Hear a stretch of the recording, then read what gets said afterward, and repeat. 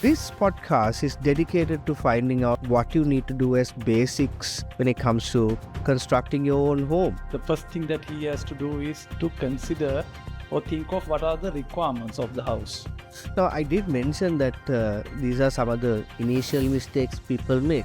The problem lies with the home owner or the future home build as well. Managing risk is very difficult in construction because we can't expect all the individuals be technically qualified to supervise their house.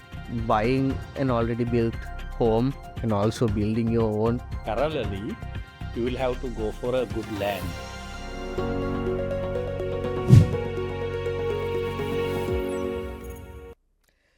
Welcome back to another episode of the podcast Clear View. This podcast is dedicated to finding out what you need to do as basics when it comes to constructing your own home or building your own place or just general questions that you might have as a homeowner to get the best opinion and the clearest of views. Now, in today's episode, we are in discussion with Jerome Gunawardana and Tilak Jayatunga, both gentlemen in their capacity as Executive Director of ICC. Of course, ICC is no stranger to the construction and the developing industry.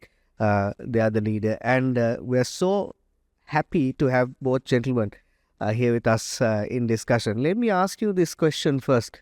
As an absolute beginner, as an absolute non-home owner, what first steps should I take even before I look for land, even before I speak to a contractor and figure out budgets? What do I do? Jerome, would you like to answer that question? I would like to say, Asankar, now if an individual wants to build his own house, the first thing that he has to do is to consider or think of what are the requirements of the house. Because he may have few family members, they may need separate rooms, or maybe based on their incomes or based on their budget, they may want to have a bigger house or duplex or a villa. So they have to first think themselves and understand what are their basic needs and where they want to have the house. And based on that, I think the first thing that they have to do, meet a good architect and get the house designed properly. Because if you don't have a proper house design, later on you can face different difficulties. Because if the house is not functioning well, then you have invested so much and they have wasted the money. So I would suggest that first thing has to do is to get a good architect and get good design done. So that's number one, I guess. Well, thank you. Mr. Tilak, would you suggest figuring out whether there are local zoning matters, certain regulations in play? Some of the things, as I mentioned earlier, as a non-homeowner, I probably wouldn't have gone through this, so I don't know. What are some of the other important points that you suggest that we go through before we begin the process of planning? You are referring to Asankar, as Jerome mentioned, when you are trying to build first time in your house. So you'll have to find a good architect as well as parallelly, you will have to go for a good land. That also depend on your requirement. Basically, sometimes you will have to have urban living or you will have to live in a village. Or maybe sometimes you will have to live in a jungle, like, in front of a lake. Mm-hmm. So whatever it is, depending on your requirement, you will have to find a good land. Selection of land is very important at this context. So sometimes you will have to refer paper advertisement, or sometimes you will have to listen to your friends, and maybe through websites you can find sources. But at the same time, when you are selecting a land, you will have to be very careful on certain aspects. One thing is local council regulations. Sometimes when you go to urban areas, you will have some permissible area that you can build only. Let's say in town area, you can be restricted to 6 perch or something. Yeah. Then when you go to village level, it can be 9 or 10 perches will be the minimum size of plot that they can give to you. On the other hand, the road width and the access is very important. Sometimes we have seen many examples, people build houses in a very narrow road plots. At the end of the day, you will not be able to get council approvals, like, we say initial approvals are there, then again COC has to be taken. So all those are matters when you are selecting a land. At the same time, I would advise that when you select a land, you check the vicinity of the area. Like, sometimes the area can be flooded. Most of Sri Lankan lands have this issue. Natural disasters and Natural disasters. So you will have to face at the end of the day if you don't carefully check those status in the land. And neighborhood is another important factor that you have to select, because sometimes the neighborhood will not be specifically suited for us. So again, I would say that parallelly you need to check your titles and then also the deeds, plans, whether the boundaries are clear. All those are matters. It's not an easy task, and first point, that selection of land is very important. That itself will give a good foundation for your first time building.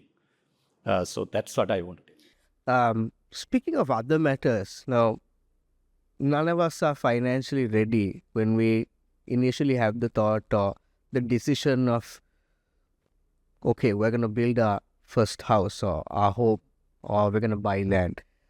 How easy or difficult is it to reach out for financial help? What sort of recommendations would you give? That again depends on individuals' earning capacity. There are enough banks that give loans for our first house that they are going to build.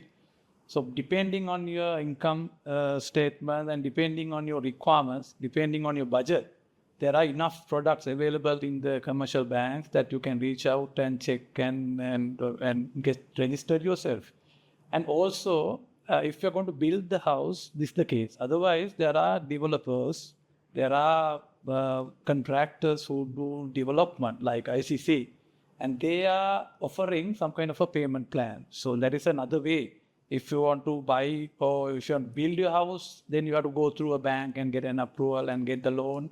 Or otherwise, you can go for a good builder and get the same kind of facility, discuss with them, because they are with some back with the financial institute. So through them also you can get the financial assistance and get some kind of a support, because if you are going with a builder to buy a build apartment or a house, they are already discussed with the bank and the deed has been cleared, so the facility has been agreed, the percentage has been agreed. So that is, you can expedite the process.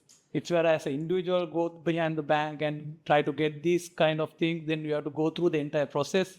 So that it is up to you ultimately to select what option that suits you, but enough products are available. Have homeowners gone through many issues with regards to hidden charges, additional costs that were, burdened on them much later on that they didn't plan on, which usually affects, ultimately their family life, no? Yes, definitely. You invest all your hard-earned money and also go into a loan or a leasing facility. So, as Jerome mentioned, this is very important to consider that the loan facility, what you can take. The regulations given by local authorities also is very important with respect to loan facilities, because sometimes you plan for the land, and when you are trying to buy, if that land is not conform to local regulations, the loan will not be issued. Say, for example, there are so many things that you have to consider. One thing is the street line certificate, whether that land is planned for a different infrastructure project by the government in future. Then again, you will have to check whether the road width and the land extent is sufficient. And at the same time, sometimes in some areas, the valuation also very important that for you to consider. So all those are matters. Otherwise, if your planning is not perfect at this stage, you will be ended up, as my friend Jerome mentioned, in a difficult situation. Jerome, just to add to that question, if we go back in time to maybe about 4 or 5 years ago, when there were certain restrictions, then we had COVID, then prices of construction material, so on and so forth, went up. No one really planned for it. No one really had a contingency. Should, God forbid, something like this happen again, how does one prepare and how do they allocate perhaps a saving or another fund to bridge that gap? Yeah, now what we have faced in 2019, 20, 21, 22 is like very, I would say like it's very unexpected. So no one can predict that. So that's the one thing, because when you are estimating or when you are budgeting for a house, you cannot expect that extreme and price it, because if you do that, so you are over budgeting. So no bank will support you because you have budgeted with all the risks that can face. So what I would suggest, basically, if an individual want to build his own house, usually what he has to do, just look at last 2 years, how the material prices has been fluctuated, how the dollar has been fluctuated, how the labor cost has been fluctuated. So based on those figures, he can just determine a fluctuation percentages just to have a rough contingency amount in your budget, so that even if you have faced the same situation in near future, you can cover up. So that's my suggestion. I think if an individual going to build his house, I don't recommend that they look at the extremes and budget. So that's not the way how construction works when you come for a individual house building. But of course, if a contractor is pricing for a large project, definitely he has to look at all the fluctuation, all the risks that are going to face in the future, and he has to adequately price it. So otherwise, there will be difficult situations. But in the government now, the regulatory bodies kind of monitoring the construction industry has introduced, it has been there for long years, the price fluctuation formulas. So those formulas kind of supporting this kind of event. If there's a price fluctuation, this formula applies and get the compensation. So that's relief is there. So that's how actually we handle the fluctuation matters in the construction. Excellent. Now, my next question to you is, of course, what sort of mistakes or common mistakes do people make when they go into during a construction? I'd like to hear a combined answer, or perhaps opposing answers from the both of you. Let me start with this. First of all, selection of a good contractor is very important. Sometimes you assign the whole job to one particular contractor based on a lump sum price, or you will have to use a mason. So maybe mason with labor can be used to build your house. We know that in Sri Lanka, we have a very good expert knowledge and experience with our workers. But at the same time, selection of that particular mason for building your house is very important. Now, there are various factors that you can consider. One is you can get experience of your friend, a kind of a recommendation is required from one of your friends, or maybe a known person, right, to select the mason. And at the same time, his quality, the way he approached to the work, and whether he understand the plan properly, whether he read your drawing properly, is the thing that you have to consider when you come to a mason's situation. And the reliability factor is also very important, that you are giving your house to build to a person who is coming from another different area. So then you will have to have some kind of a confidence on him, how he's going to tackle this situation. Most of the time, we don't have a chance to put a supervisor for supervising this. When you are building your average house, so then you will be away from the day construction work. So then you will have to rely on him and his subordinators, or masons. So in that context, so better to have a good understanding on the mason, how he is performing and how he is behaving with respect to quality, with respect to his handling of material and all the other things. So in this context, Asanka, now usually there are two models that we can apply. One is that we subcontract, or we contract with the contractor who will only provide labor. Yeah. So that will be labor contract, and you supply the materials. So that is the most common way of handling individual houses in Sri Lanka, because we are like price sensitive. We want to get the discount out of every aspect of the construction cost. So that's the one way of handling it. Or otherwise, what we can do, we can go and contract with a good contractor who can supply materials and the labor and do the management for the entire construction. That is a bit expensive, they have to keep their markup also on the Correct. material. The business, isn't it? But it's up to you based on your budget. There are risks, but you have to take the risks. However, when you want to select a good contractor, if you know somebody, then of course you can go ahead with the previous experience that you have. Otherwise, now CEDA being the apex body in construction industry in Sri Lanka, they have given a grading system for the contractors. So there is like C1, C2, C3, likewise there are so many gradings. So you can select contractor out of these registrations so that you know they are being reviewed or being supervised by a government body. So you can rely upon. So there is one kind of way that you can identify a good contractor before entering into contract for construction of your house. Now, I did mention that these are some of the initial mistakes people make. Judging by the conversation with the two of you, I sometimes feel like maybe the problem lies with the home owner or the future home build as well, because there are delays in decision making, poor communication with the contractor, sometimes lack of knowledge as well. How do you suggest, I'd like a combined answer again, how do you suggest that we overcome this situation? Because in the end, when the project is done, it's not done properly, you also wasted your funds, it doesn't make sense. Exactly. As a continuation of Jerem, like, at this initial stage, when you select the mason or contractor, sometimes the contractor is capable for civil work, like, maybe building your walls, foundations, and then concreting work, civil work, that is called.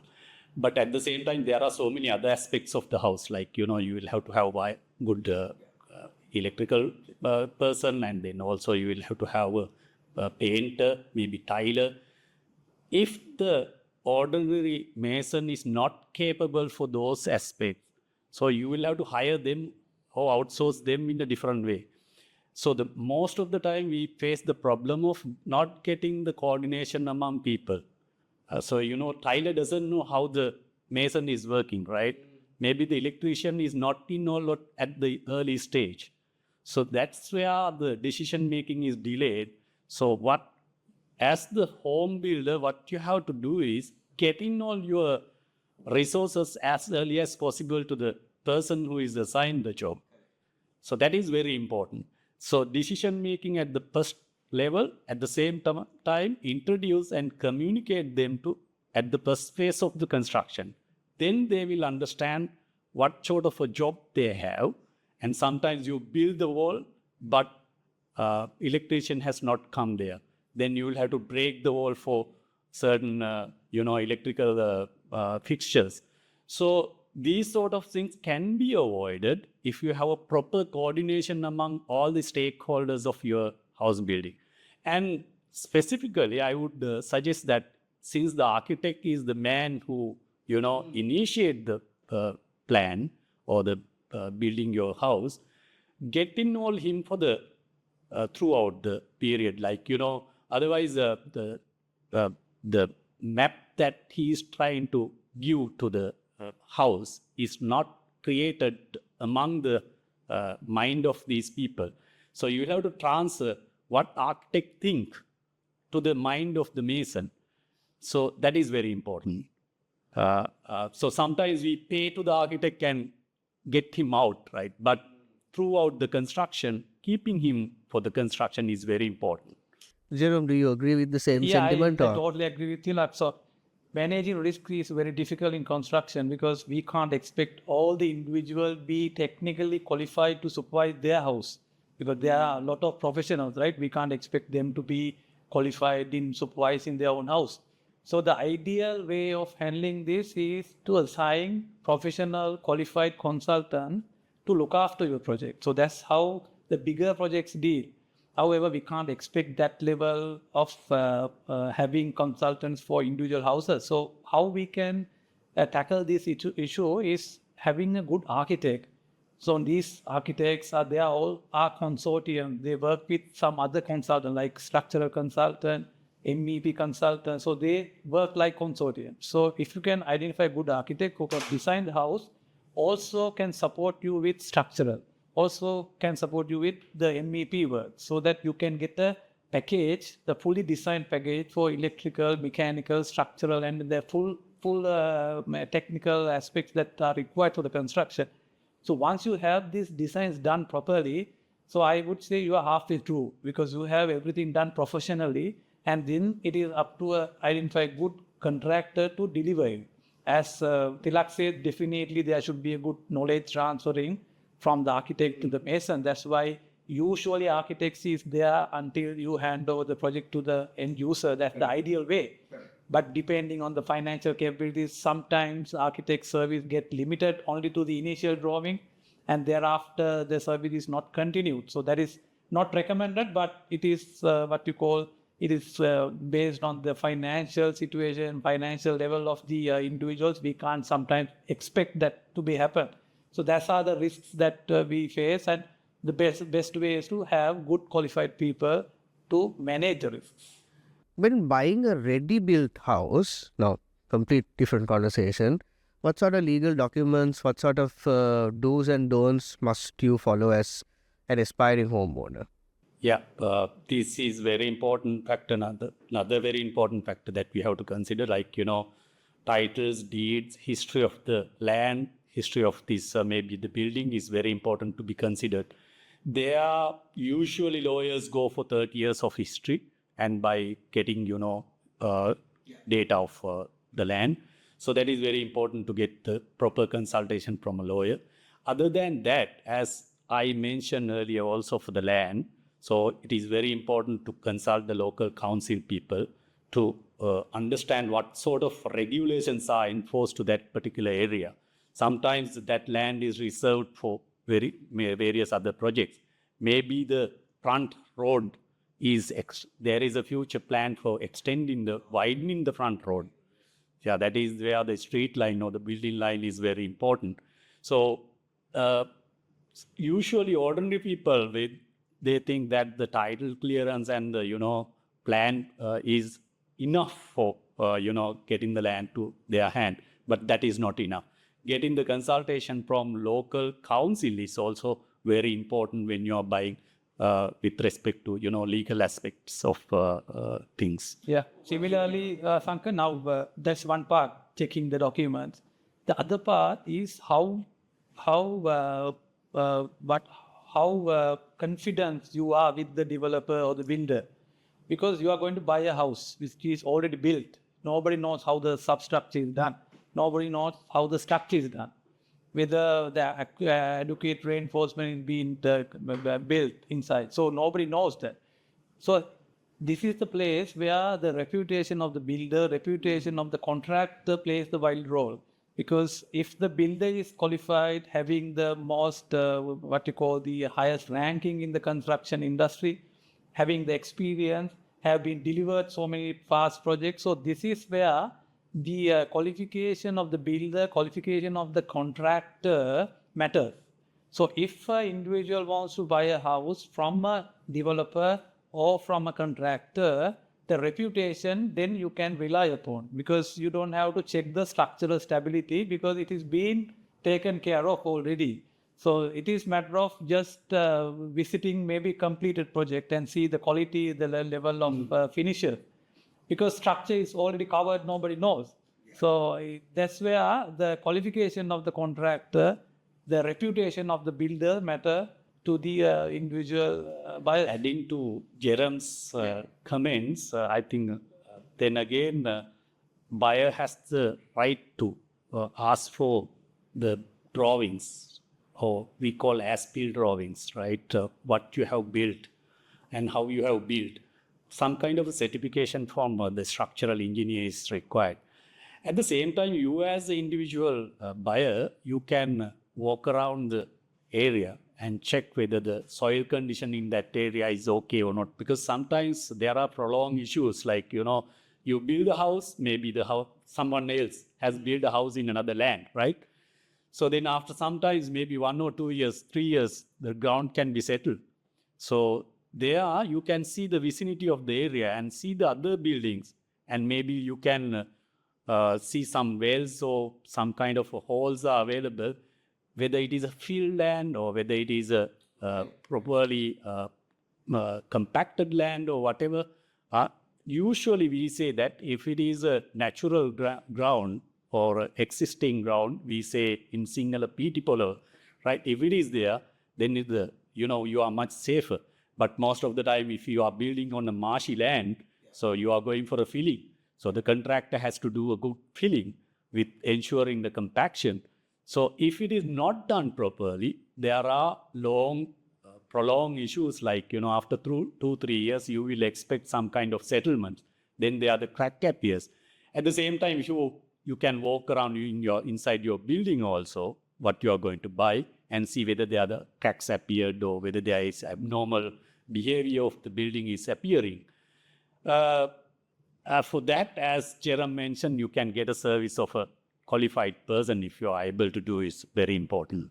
I'll expect a very short answer now that we discussed both buying an already built home and also building your own. What would you suggest? That depends on the appetite of the buyer. So if individual wants... a short answer Yeah. would do. Yeah. Not to put you in trouble, Yeah. but just Yes. So basically based on your requirements. If you're happy with living in apartment, so go ahead with the apartment. If you want to live in a villa, custom made for you, so then better that you go ahead with the individual house that will contract. Mr. Lack, what would your answer be? I think I agree with Jerome. It depends on your requirement, depends on your budget, depends on what you want.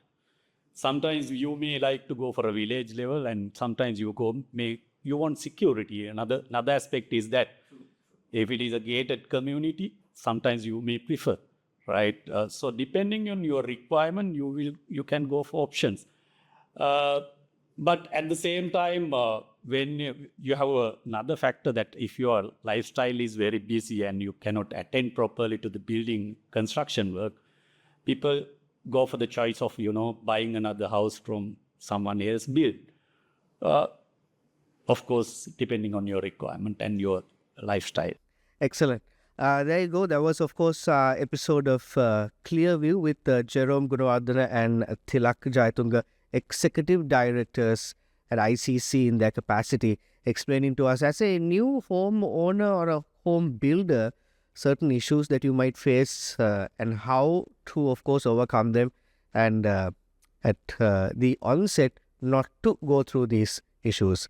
If you have any questions or queries or clarifications, I believe the comment section is open, and please drop your comments and we'll try our level best to address all of your questions and clarifications. This was Clearview.